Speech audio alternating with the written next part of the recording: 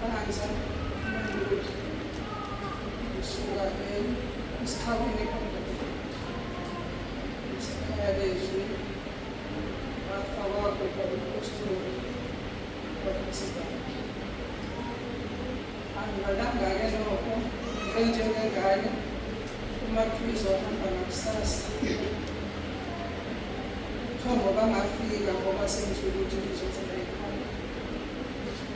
Ngibonga uNkulunkulu masingenele phakathi kwenu ngithemba ukufa nami ningamangaliswa ukuthi ngiyalandelela angikhoni ngiyagibizela ngokuyingoma enhlanu bengifakela umlanti manje angikhoni ukuthi ngime nesifo esingibambile singenza kube dizi ngihamba ikhimo nginekhensa manje ngize phakathi kwenu ngizophakamisa amandla nokubonga izinto ezizenzelwa ubabethu bami ekhaya lethu. Iy'ntshumayelo zakhe zisisusa la ebesithi thina sihleli khona kufanelekile hhayi akufanelekile. Besihambile sixhakile sihambe ngapha nangapha kodwa ngey'ntshumayelo zakhe ziyasisiza zisikhipha emgodini ebesithi sihleli kunokuhle kodwa yena wasikhipha. Sibonga izintshumayelo zakhe ezingaqashile azibeka nje obala uyeke uma kufanele uyeke uthathe uma kufanele uthathe. Ngiyabonga uNkulunkulu kusengane yakho kuthiwa sibingelele sizisho. Amen.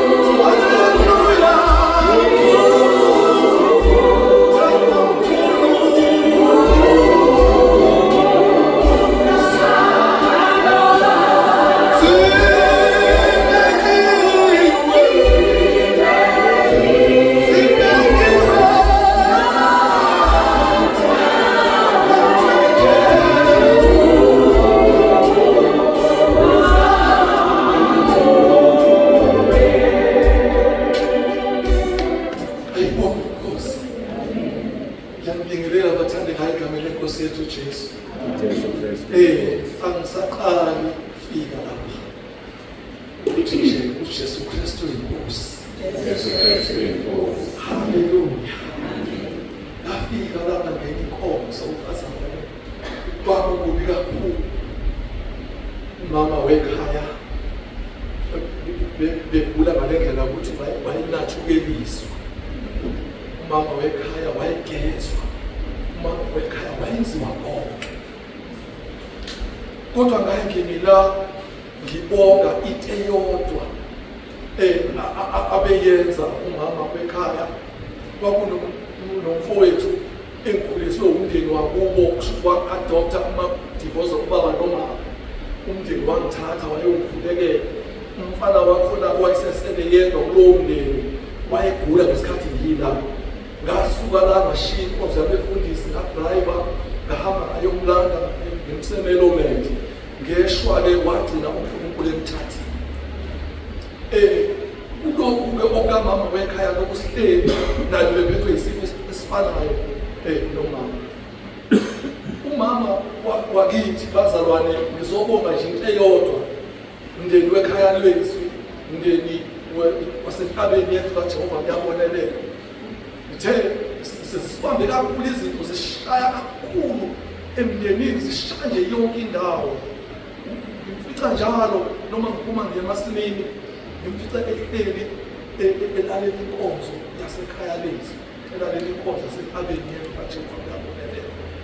Manje uyangimangaza uma ngifika la njengamanje njengoba ngifika nje lo muntu njalo ngihlale ngimsiza ngiyamqhubula. Manje namhlanje uma ngithi ngiyamqhubula isandla sami uyayihambela.